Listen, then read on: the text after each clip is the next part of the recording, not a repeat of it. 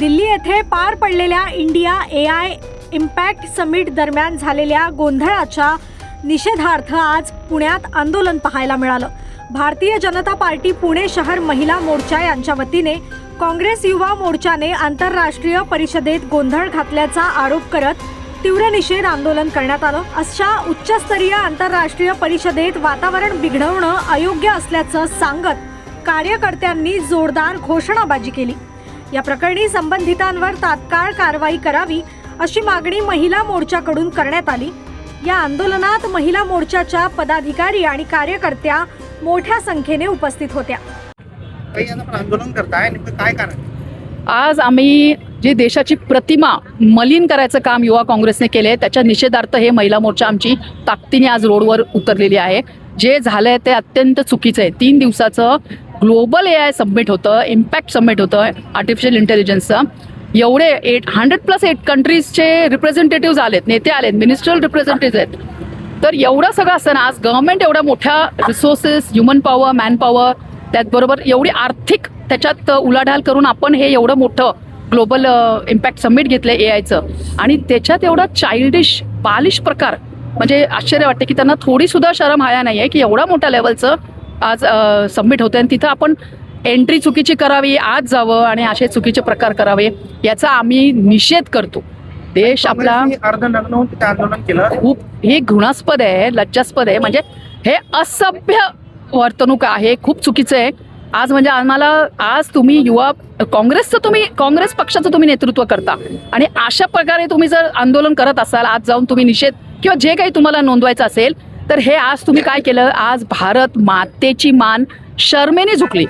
म्हणजे तुम्ही अर्धनग्न होऊन शर्ट काढले आणि तुम्ही केलं म्हणजे काय तुम्हाला अर्थच राहिला नाही. म्हणजे तुम्ही तुमची अक्षरशः तुमची ढसाळ आणि चुकीची मानसिकता याच्यातनं दिसून येते. कारण की अनेक देशाचे विविध देशाचे प्रतिनिधी सुद्धा आले आणि त्या मिनिस्ट्रियल रिप्रेझेंटेटिव्ह होते.